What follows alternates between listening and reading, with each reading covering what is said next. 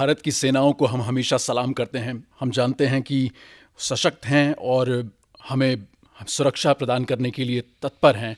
और अब प्रधानमंत्री जी के नेतृत्व में जितनी बेहतरीन तरीके से काम चल रहा है, जितने कुशल तरीके से काम हो रहा है, सब मैं आपसे पूछना चाहूँगा, मेक इन इंडिया, आपने अभी डिजिटाइजेशन का जिक्र किया। आपने कहा डायरेक्ट ट्रांसफ़र के ज़रिए एक मास्टर स्ट्रोक था प्रधानमंत्री जी का, जिसके ज़रिए न जाने कितने ही लोग सीधा लाभार्थी बने। भ्रष्टाचार का जो एक ढांचा बन चुका था इतने वर्षों में, इतने दशकों में, वो टूटा। और अब ऑपरेशन सिंदूर की सफलता से हमने ये देखा कि इतना सटीक प्रहार हम कर पाए, वो भी उन हथियारों के ज़रिए जो भारत में बने थे। मेक इन इंडिया का नारा जो प्रधानमंत्री जी ने दिया, मेक इन इंडिया से हमने न जाने कितने हजारों करोड़ों के जो आयात थे उनको रोका। और आज भारत के हथियार, भारत की सोच, भारत की प्रौद्योगिक दूरदृष्टि को पूरा विश्व अपनाना चाहता है। आपके विचार? कोविड के समय में हमने वैक्सीन्स बनाई हैं जी, इंडिजिनस बनाई हैं, बिल्कुल, जिससे देश बच पाया। आज भारत का डिफेंस का एक्सपोर्ट जी, 30% बढ़ा है। डिफेंस का इंपोर्ट 70% हमने कम किया है। आज 2014 से पहले हमारे देश में मोबाइल बनाने की 1 या 2 फैक्ट्रीज थी। आज 300 से ज़्यादा फैक्ट्रीज हमारे देश में मोबाइल बना रहे हैं। आज हम सेमीकंडक्टर की तरफ प्रधानमंत्री जी के नेतृत्व में बढ़ रहे हैं कि देश के अंदर सेमीकंडक्टर बनना चाहिए, उसके लिए प्रधानमंत्री जी कर रहे हैं। आज प्रधानमंत्री जी के नेतृत्व में डिफेंस सिस्टम में हमने ब्रह्मोस बनाया है, ना केवल बनाया है, हम उसको एक्सपोर्ट भी कर रहे हैं। आज विश्व का वन ऑफ द बेस्ट बेड़ा, डिफेंस का बेड़ा, नेवी का बेड़ा हमने अपने देश में बनाया है। आज हम किसी के ऊपर निर्भर नहीं हैं। आज भारत एक्सपोर्ट कर रहा है वस्तुओं को भी और टेक्नोलॉजी को भी। प्रधानमंत्री जी के नेतृत्व में अगर प्रधानमंत्री जी ने देश के अंदर देश के जन जन की चिंता करते हुए आयुष्मान भारत योजना जैसा हेल्थ एश्योरेंस शुरू किया है, तो ये विश्व का सबसे बड़ा हेल्थ एश्योरेंस है। पूरे देश के अंदर केवल 3 राज्य ऐसे थे जो इसको नहीं कर रहे थे, इसमें से एक अभी भी वेस्ट बंगाल में ये लागू नहीं है। दिल्ली ने भाजपा की सरकार बनने पर, रेखा गुप्ता जी को मुख्यमंत्री बनने पर जो हमने वायदा किया था कि पहली कैबिनेट की बैठक में दिल्ली के अंदर आयुष्मान भारत योजना को लागू करेंगे, तो जिस दिन शपथ लिया मंत्रिमंडल ने रेखा जी के नेतृत्व में, प्रधानमंत्री जी के आशीर्वाद से उसी दिन पहली बैठक में आयुष्मान भारत योजना को दिल्ली के अंदर लागू किया। और वो भी 5 लाख पूरे देश में है। दिल्ली के अंदर 10 लाख का इलाज एक गरीब आदमी को 1 साल में एक बार, उसके परिवार के एक व्यक्ति को किसी भी प्राइवेट हॉस्पिटल में 10 लाख का इलाज मुफ्त है।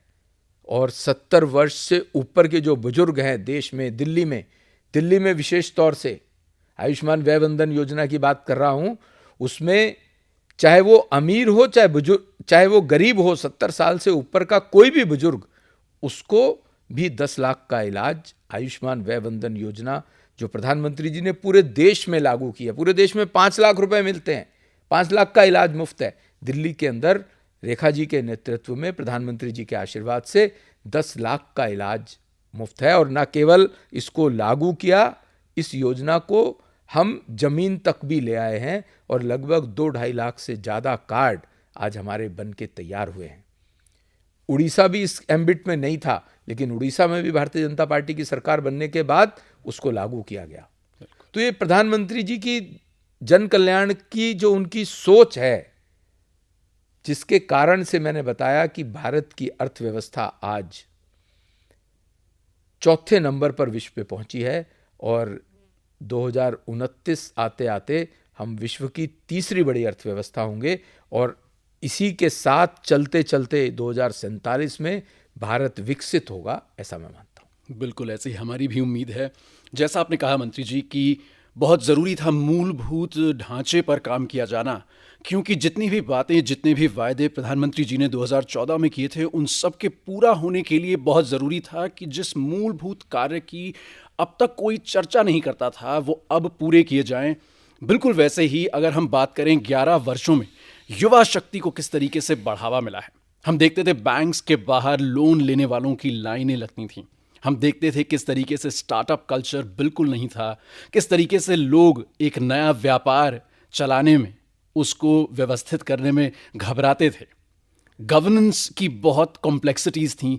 कैसे ये मुमकिन हो पाया कि उन सब चीज़ों को आसान, सरल बनाया गया और अब भारत यूनिकॉर्न्स प्रोड्यूस कर रहा है। भारत की अर्थव्यवस्था जो इस स्तर तक पहुंची है, ये ब्लेसिंग इन डिस्गाइज भी है। बिल्कुल। प्रधानमंत्री जी का नेतृत्व है कि 140 करोड़ लोग, प्रत्येक की जरूरत का ध्यान प्रधानमंत्री जी ने रखा। चाहे वो रेडी पटरी वाला था, छोटी दुकान वाला था, उसके लिए, या वो व्यक्ति था जिसने कभी बैंक की शक्ल नहीं देखी थी, वो जाने की हिम्मत ही नहीं रखता था। बिल्कुल। 50 करोड़ से ज्यादा जनधन खाते खुले हैं, जिसके कारण से इकोनॉमी में एकदम से अपलिफ्ट आया, जिसके कारण से डायरेक्ट बेनिफिट ट्रांसफर हो पाया। बिल्कुल। आज छोटे दुकानदार को लोन चाहिए तो उसको बिना किसी सिक्योरिटी के 10 लाख तक का लोन मिल सकता है। लोगों ने उसको अवेल किया है। वो इकोनॉमी का एक बहुत बड़ा पार्ट बना है। देश की इकोनॉमी के बढ़ने का ये एक बहुत बड़ा पार्ट है। आज स्टार्टअप्स की बात करें, यूनिकॉर्न्स की बात करें, तो जो हमारा स्टार्टअप स्ट्रक्चर है वो विश्व का तीसरा सबसे बड़ा स्टार्टअप स्ट्रक्चर है। आज एक स्टार्टअप करने वाले को, युवा को 1 करोड़ का लोन भी इजीली मिल रहा है। अगर कोई नवाचार की बात करता है और प्रॉपर प्रोजेक्ट लेके जाता है तो 1 करोड़ का लोन भी उसके लिए दूर नहीं है, जिसके कारण से 300 से ज्यादा स्टार्टअप्स आज भारत में हुए हैं। यूनिकॉर्न्स हमारे देश में हैं।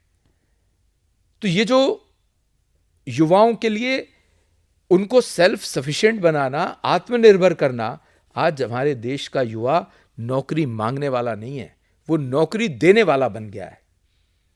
और मैं रोजगार की बात करूं, जैसा मैंने बताया कि लगभग 900 करोड़ मैन डेज का रोजगार केवल रोड इंफ्रास्ट्रक्चर ने दिया है। 9 करोड़ से ज्यादा पिछले 10 साल के अंदर जो प्रोविडेंट फंड के अंदर रजिस्ट्रेशन होते हैं, उससे समझ में आता है कि ये 9 करोड़ से ज्यादा लोगों को रोजगार मिला है। जिसको भी रोजगार मिलता है वो प्रोविडेंट फंड में रजिस्टर होता है। ये उसका सीधा सीधा उदाहरण है। पिछले 11 सालों में 9 करोड़ से ज्यादा नए लोग रजिस्टर हुए हैं उसके अंदर। प्रधानमंत्री जी ने अक्टूबर 2022 में रोजगार मेले प्रारंभ करे।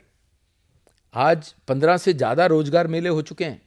उसमें 10 लाख से ज्यादा युवा भारत की एडमिनिस्ट्रेटिव सर्विसेज में अपना योगदान दे रहे हैं। 10 लाख से ज्यादा युवाओं को उस माध्यम से रोजगार मिला है। प्रधानमंत्री जी ने हर क्षेत्र की चिंता की है, उनके रोजगार की चिंता की है, उनके नए स्टार्टअप्स करने की चिंता की है, वो अपना काम कर सके, वो नौकरी देने वाले बने, इसकी चिंता की है। प्रधानमंत्री जी ने एजुकेशन की भी चिंता की है। आप देखिए, ना केवल रोजगार के क्षेत्र में, ना व्यापार के क्षेत्र में, इंडस्ट्री के क्षेत्र में, शिक्षा के क्षेत्र में भी प्रधानमंत्री जी ने देश के सर्वांगीण विकास के लिए, देश के बच्चों की पढ़ाई लिखाई के लिए, बेटी पढ़ाओ बेटी बचाओ, बेटी पढ़ेगी तो वो आगे अपना परिवार बचा पाएगी, अपने परिवार में ठीक से कंट्रीब्यूट कर पाएगी। बिल्कुल। आज देश की बेटियां फाइटर पायलट हैं। आज para police, para military forces में उनके लिए 30% रिजर्वेशन किया गया है। आज देश की बेटी 33% रिजर्वेशन के साथ विधानसभा और लोकसभा में भी जा पाएगी। ये वो सरकार है जो देश के सर्वांगीण विकास में लगी है। इसलिए इसको पॉलिटिक्स ऑफ परफॉर्मेंस की बात करता हूं।